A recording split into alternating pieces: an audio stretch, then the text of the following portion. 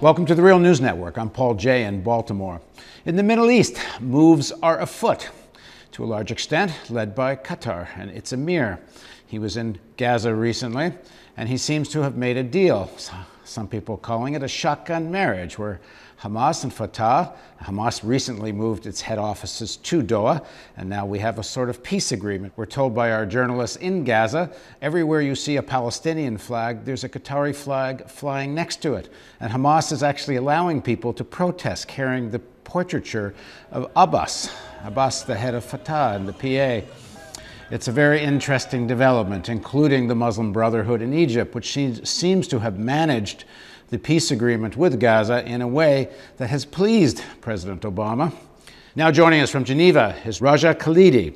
He spent most of his professional career with the UN Conference on Trade and Development, UNCTAD, where he's currently chief of the Office of the Director, Division on Globalization and Development Strategies. And I have to point out, the opinions he's about to express are primarily his own. They're not necessarily those of UNCTAD. Thanks for joining us, Raja. Nice to be with you, Pete. So first of all, what do you make of what's going on in terms of what the UN recognition of Palestine as a non-member state? And just what kind of Palestine does Qatar and others who are kind of moving pieces around on the chessboard, what kind of Palestine do you think is going to be built? When you ask what sort of state we can expect to come out of this, I don't think any state, at least from the status of the peace process, I don't think we can expect any state to come out of this. We haven't seen a change in Israel's position. On the contrary, we've seen a hardening of the Israeli position regarding settlement of the West Bank. We haven't really seen anything in the way of a durable ceasefire. As a result of the Gaza conflict, we haven't seen a relief of the siege of Gaza. So Gaza, people in Gaza haven't really felt anything new as a result of a very hardly fought and widely publicized battle. So, I mean, as I said, I think the prospects for a Palestinian state haven't looked good for a long time, and they don't look any better, to me at least, today, as a result of notwithstanding the diplomatic, military, if you wish, and regional diplomatic sort of pluses that the Palestinians have chalked up in the last few weeks. A Palestinian friend of mine, his theory of what's happening here is Qatar, together with Saudi Arabia and cooperation with the United States, the sort of plan is to develop the economy in Gaza and the West Bank and develop Gaza in a way that it becomes more and more integrated with Egypt, and Egypt under the Muslim Brotherhood sort of manages Gaza. And in the West Bank, again, investment from Qatar and others develop the economy there in a way that strengthens the links with Jordan. He saw the whole thing as sort of the end. His quote was, "This is the end of the Palestinian project." The first person to say that was, I think, a Palestinian scholar in 2005 who said that with Arafat's death, the Palestinian national movements would start to come apart. In many ways, the last 5 years, 6 years have seen that sort of a disassembling of what was otherwise a fairly united national project, now scattered into two regional, political projects, as well. I mean, regional in the sense of Gaza and Ramallah, two different separate Palestinian political entities, if you wish, political systems, and everything else we've seen in the way of disunity, if one could use that word, in the Palestinian political and geographic and economic and international and regional relations sort of map. And now, the fact that capital in the region or the idea that capital in the region might flow in to Gaza or to the West Bank more readily than it has, let's say, in some of the better periods, i.e. periods where things were looking up, the Oslo period, for example, or even the last few years in the West Bank, that it's going to somehow transform the economic prospects, I think, is unlikely.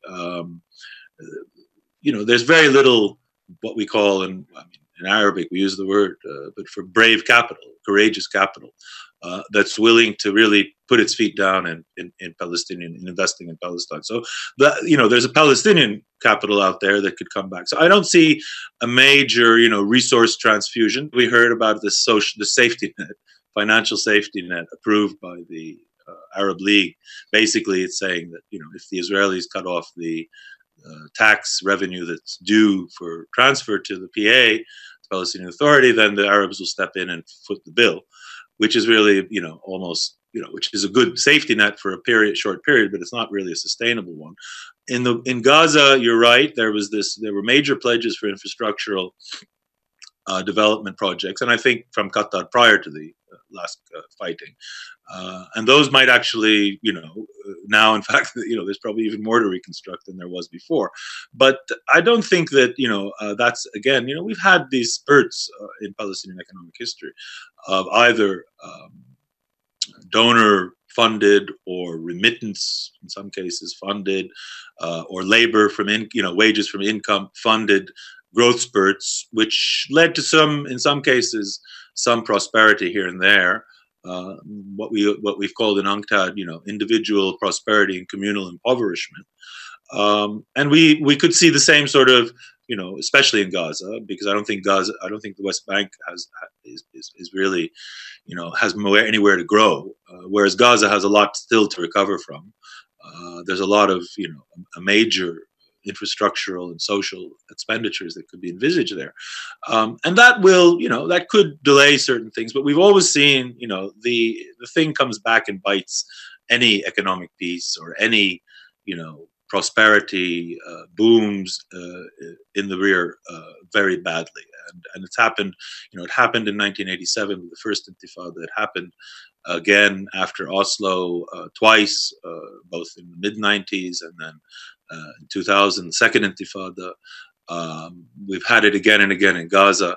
So, I think that the main issues, namely occupation, lack of sovereignty, extremely limited, if any, economic policy space, even for the Gaza government in Gaza, especially for the PA in terms of the nature of its economic agreements and security and Oslo and Paris so-called agreements with Israel. I don't see anything yet that's with all of the links that might exist between the Hamas, Palestinian Muslim Brethren, Egyptian and others. There are other very important forces at play. The Iranian support for the military support that has reached Gaza can't be discounted. There's a situation in North Sinai of lawlessness, which the Egyptian government hasn't got a handle on, and I think worries Israel and even worries Hamas, because it's a Salafi sort of armed Salafi not insurgency, but lawlessness, as I said. So in the North Sinai, and then you have everything that's happening in Syria and Jordan in terms of regime change or potential, reform, constitutional reform in Jordan. So, I think the key player here in all this, even though I've made the tour of the Arab world, the key player is really Israel. The party that has it in its hands to change the prospects for a Palestinian state or a Palestinian economy, or even some achievement of Palestinian rights, is Israel. And we haven't seen any moves except further consolidation. This extraordinarily sensitive settlement plan in this area east of Jerusalem, E1, is certainly not going. Not to mention the tax issue, the revenue withholding. That can go on as a short-term punishment, but I don't think that the PA can live with it for very long. And already, I think President Abbas, when he addressed the Arab League the other day, unfortunately, I think this has given us an example of the limitations of the state status of being a state that the PLO was accorded in the UN. Is that he announced to them, he says that we are fast approaching becoming a collapsed state, basically probably the fastest failed state in history. Between November 29th and only because we have 1 month of Israeli channeled tax revenue withheld, and that's problematic. I mean, it's problematic when you talk about state institutions that are supposedly there, ready to function, and all that is needed is the magic wand of a political agreement. That's more easier said than done. Okay, so in the next segment of our interview, let's talk further about just what kind of economy is going to be built in Palestine, Egypt, other countries of the Arab Spring. People were demanding democracy, but not just political democracy. People want something in terms of their economy. So please join us for the next segment of this interview on the Real News Network.